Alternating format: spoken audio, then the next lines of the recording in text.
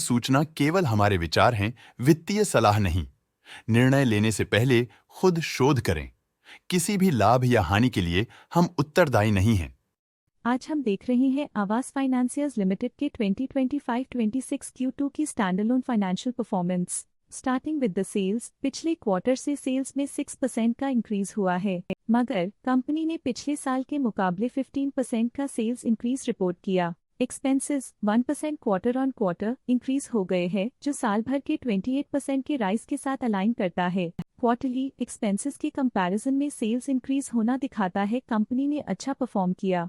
हालांकि सालाना कंपनी को चैलेंजेस का सामना किया। ऑपरेटिंग प्रॉफिट, जो पिछले साल के कंपैरिजन में 11% अप हुआ है, quarter on quarter around 8% increase हुआ है। Operating profit margin (OPM) annual basis पे -2.5% से डिक्रीज हुआ है और पिछले क्वार्टर के कंपैरिजन में 1% से इंक्रीज हुआ है। एक्सेप्शनल आइटम्स को ऐड करके अदर इनकम पिछले क्वार्टर के कंपैरिजन में 16% बढ़ गई, बावजूद इसके ईयरली डिक्लाइन -66.5% हुई है। इंटरेस्ट एक्सपेंसेस पिछले क्वार्टर से 1.5% अप हुआ, लेकिन ईयर ओवर ईयर इंक्रीज 11% हुआ है। डिप्रिशिएशन कॉस्ट्स में 14.5% का क्लाइम देखने को मिला और ईयरली बेसिस पे 20% का इंक्रीज देखा गया। प्रॉफिट बिफोर टैक्स एनुअली 11% बढ़ा, लेकिन प्रीसीडिंग क्वार्टर से 18% बढ़ा है। इस साल कंपनी ने 22% टैक्स पे किया और क्वार्टरली कंपनी ने 22.5% टैक्स पे किया है। नेट प्रॉफिट ने ईयर ऑन ईयर 11% का इंक्रीज दिखाया, लेकिन लास्ट क्वार्टर से 18% का इंक्रीज हुआ है। इस क्वार्टर में कंपनी का परफॉर्मेंस ठीक रहा, ऑपरेशनल एफिशिएंसी में कुछ सुधार हुआ है।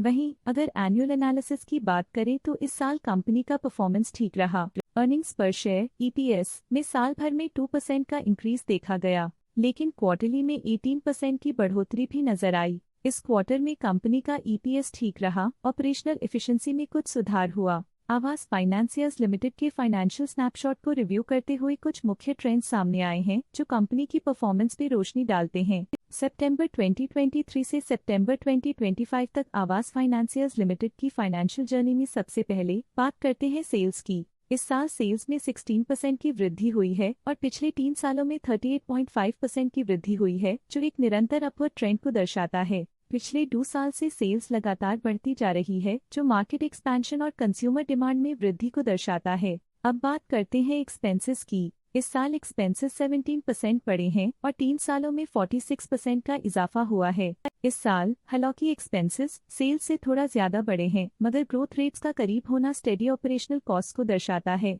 चैलेंजेस से गुजरते हुए ऑपरेटिंग प्रॉफिट ने इस साल -24% की डाउनटर्न देखी, जो एक ट्रेंड को कंटिन्यू करता है, पिछले 3 सालों में -214% की डिक्लाइन के साथ। पिछले 2 सालों से ऑपरेटिंग प्रॉफिट गिर रहा है, जो कुशलता बनाए रखने में चैलेंजेस को दर्शाता है। नेट प्रॉफिट का सफर ऊपर की ओर चल पड़ा है। इस साल 13% की चढ़ाई के साथ पिछले 3 सालों में 29.5% की शानदार वृद्धि हुई है। पिछले 2 साल से नेट प्रॉफिट लगातार बढ़ रहा है, जो फाइनेंशियल हेल्थ को मजबूती देते हुए इन्वेस्टर्स का ध्यान आकर्षित करता है। इस साल EPS ने ऊंचाइयों को छुआ है 12.5% की वृद्धि के साथ, जो पिछले 3 सालों में 29% की मजबूत वृद्धि पर आधारित है। लगातार 2 साल EPS में वृद्धि हुई है, जो प्रॉफिट ग्रोथ को मजबूती देते हुए शेयर होल्डर वैल्यू को बढ़ा रहा है। चलिए अब बात करते हैं शेयर होल्डिंग पैटर्न की। आवास फाइनेंसियर्स की शेयर होल्डिंग रिपोर्ट्स कुछ इस प्रकार की हैं, जो अननोन 2025 के तक चलता है। ये रिपोर्ट कंपनी के शेयर्स की डिटेल्ड जानकारी देता है, जिसमें promoters, promoter groups, foreign investors, public investors और सरकारी एंटिटीज शामिल हैं।